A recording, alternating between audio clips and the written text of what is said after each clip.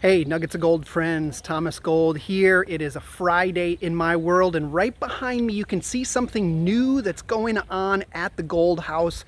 We have expanded our family by 5, and that is 5 little chickens that are hanging out in this coop that we built, and we're having a lot of fun listening to weird noises and collecting a couple of eggs. And I'm not just bragging, I'm not just telling you about my chickens for some random reason. I'm gonna put this on pause and I'm gonna take you up on the porch. I'm gonna tell you about what I did with my chickens today, what I had to do with my chickens, even though it wasn't very fun. So here we go, let's push a pause.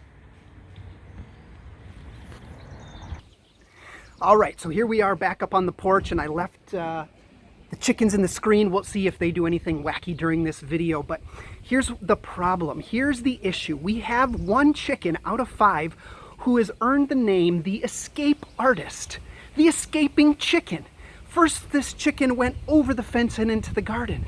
Then this chicken went over the fence and into our yard. And third, this chicken went over the fence and into the neighbor's yard. And we're not real sure if that chicken would survive very long in our neighbor's yard. So what I had to do this afternoon was the uncomfortable task for the chicken and for me of clipping its wings. I clipped all the chicken's wings, and I learned how to do it the right way. I learned how to do it the safe way, the nice way. Chickens do not get hurt. The wings, if you cut them the right way, it's like cutting our hair, cutting our fingernails. There's no blood vessels and no nerves and no pain. Why am I telling you about this? I'm telling you about this because this chicken had a sense of where it could find life, and it was wrong. It was wrong about what was best for it. And so I had to go down and I had to take it, and it wasn't excited about being picked up, and I had to tuck it under my arm, and it wasn't excited about being tucked under my arm, and I had to take the scissors and clip, and it wasn't excited about having its wing clipped. But I did it because I want this chicken to live. I want this chicken to be healthy. I want this chicken to be safe, and I want this chicken to be to live in a way that will most benefit it and its master, who is me.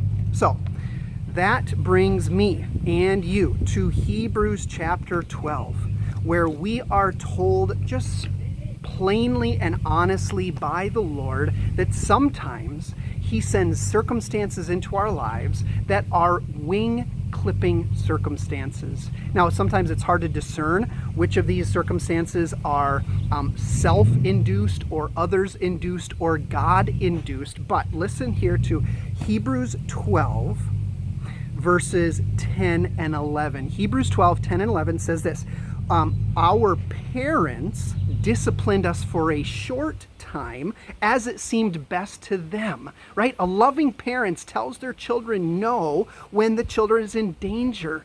A loving parent says, you must do these things, you must pursue these things. We are going to require it because they are seeking to be wise for the benefit of the child if they are a loving parent. The verse goes on. Parents discipline us for a very short time as it seemed best to them, but God disciplines us for our good, so that, what is it? So that what? What is our good that God disciplines us for? God sends in things into our life that might be painful, may be uncomfortable, so that we may share in His holiness. Oh, and there's a little wasp that's going to join us for a minute on the video. Verse 11 says, for the moment, all discipline seems painful rather than pleasant, but later it yields the peaceful fruit of righteousness to those who have been trained by it. So Hebrews here reminds us that our endurance and our growth in righteousness isn't always a breeze. It's not always comfortable. Sometimes God is going to have to come and say, no. Or sometimes God's going to have to say, I'm going to remove that. Or sometimes God says, I'm going to let you have the fuller consequence of that bad choice that you made. Growing is sometimes tiring. Enduring takes guts as we push ourselves. Sometimes discipline lasts short and sweet. Sometimes discipline lasts a longer time.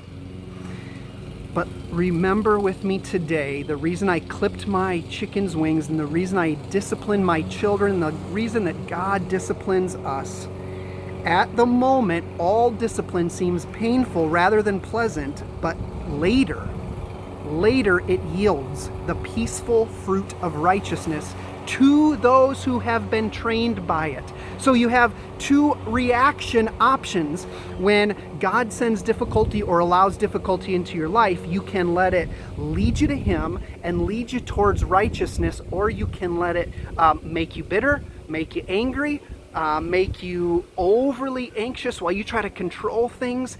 God is trying to send into you a growth of peace and righteousness and holiness, and I encourage you to say, God, help me be the right kind of person on the hard days. On the hard days, help me be the right kind of person. Help me respond rightly to discipline and difficult circumstances, Lord, so that I can be holy and righteous and walk in your peace as you grow me up. We'll see you next time, maybe with the chickens, maybe not, who knows.